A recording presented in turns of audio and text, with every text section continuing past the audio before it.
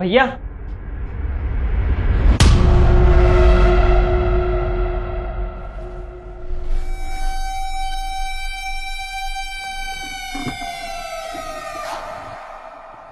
भाभी, sorry sorry, वो भैया को ढूंढ रहा था ना। अरे देवर जी, कहाँ जा रहे हैं आप? मुझे तो आप ही का इंतजार था। नहीं भाभी, वो आप कपड़े चेंज कर लो, मैं बाहर ही हूँ, भैया का वेट करता हूँ। अरे नहीं नहीं, कपड़े तो चेंज कर रखे हैं मैंने। वो क्या है ना, जस्ट नहा कर आई हूँ। मुझे पता था आप आ रहे हैं, तो मैंने सोचा मैं नहा के रेडी हो जाती हूँ। तो बस। और बताइए, कैसे हैं आप? भाभी, आप जो कह रही हैं मुझे कुछ समझ नहीं आ रहा। वो मैं तो भैया से मिलने के लिए आया था ना, भैया जाने वाले हैं ना आजकल में। तो क्या है ना देवर जी, आपके भैया तो सुबह ही जा चुके हैं। आप थोड़ा सा लेट हो गए, पर ठीक है, आप सही टाइम पे आए हैं। क्योंकि घर में तो अब कोई भी नहीं है, आपके और मेरे अलावा। और मैं हमेशा से ना यही चाहती थी, क्योंकि मैं आपको पसंद जो करती हूँ। भाभी देखिए, जैसा आप सोच रही हैं वैसा कुछ भी नहीं है, मैं वैसा नहीं हूँ। मैं वापस जा रहा हूँ, अगली बार जब भैया आएंगे तब आ जाऊंगा। देवर जी, जब मेरी शादी हुई थी ना, मुझे उसके बाद से आप इतने पसंद हैं, पर कभी आपसे मुलाकात नहीं हुई। और आज जब आप मेरे घर पे खुद चल के आए हैं, तो मैं आपको जाने कैसे दूं? एक मिनट।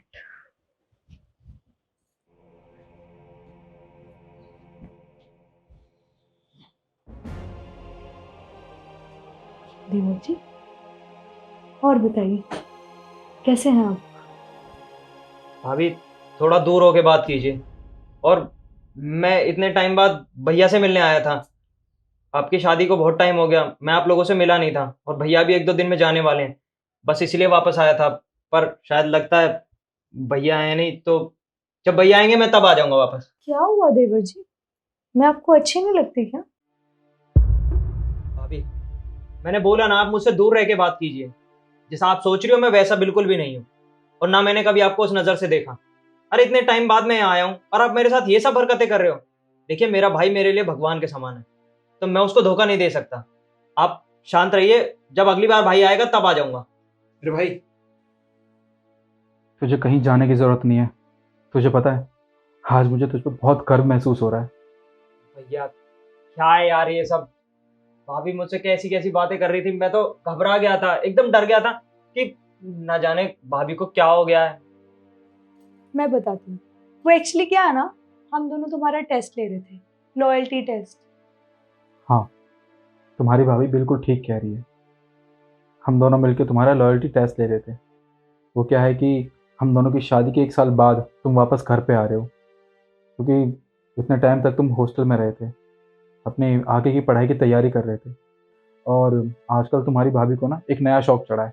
वो आजकल जो सीरियल चलते हैं ना, जिनमें जो घर का नौकर होता है वो घर की मालकिन के साथ कुछ गलत कर देता है, या फिर कोई रिलेटिव्स होता है वो गलत कर देता है किसी औरत के साथ, तो बस इसके दिमाग में ना रात दिन वही चलता रहता है। इसी की वजह से इसे लग रहा था कि मैं तो बॉर्डर पर जाने वाला हूँ, और मेरे जाते ही तुम इस घर में आओगे, तो कहीं तुम इसके साथ कुछ ऐसी हरकत ना कर दो। इसकी वजह से ये तुम्हारा लॉयल्टी टेस्ट लेना चाह रही थी। पर मैंने मैंने इसे समझाने की बहुत कोशिश की कि मेरे भाई सुमित, ऐसा नहीं है। अरे हम दोनों सगे भाई हैं, बचपन से जानता हूँ उसको। तुम उसकी भाभी लगती हो, वो तुम्हें कभी इस नज़र से देखेगा भी नहीं। पर इसे समझ नहीं आई, तो बस मैंने ये आइडिया दिया इसको कि अगर तुम चाहो तो इसका लॉयल्टी टेस्ट ले लो, और देखो मेरे भाई तुम उसमें पास हो गए। आप लोगों ने तो मुझे डरा ही दिया। और भाभी, आप मेरी तरफ से बिल्कुल भी टेंशन मत लो। मैं अपने भैया को बहुत मानता हूँ, और आपकी उनसे शादी हुई है तो आप भी मेरे लिए उनके समान ही हो। आपको मैं कभी उस नज़र से नहीं देख सकता। देखा तुमने, मैंने कहा था ना तुमसे, मेरा भाई ऐसा कभी कर ही नहीं सकता। पर तुम हो कि तुम्हारी बात समझ में नहीं आ रही थी। अब तो समझ चुकी हो ना, या अब भी कुछ और बाकी है? तुम सही कह रहे हो निखिल, सुमित बिल्कुल भी ऐसा नहीं है। वो अपनी भाभी को माँ समान मानता है। अच्छा ठीक है, अब तुम आ ही गए हो, तो थोड़ी देर में तुम्हारे भैया चले जाएंगे। तुम लोग बैठ के बात करो, मैं कुछ अच्छा सा बना के लाती हूँ। वैसे भी बाहर ना बारिश का मौसम हो रहा है। हाँ, तुम एक काम करो, तुम ना पकौड़े बना दो, और उसके बाद मैं भी चला जाता हूँ वापस बॉर्डर पे। इतने मेरे भाई इस घर में रहेगा और तुम्हारा ख्याल रखेगा। ठीक है, मैं लाती हूँ। बैठ भाई।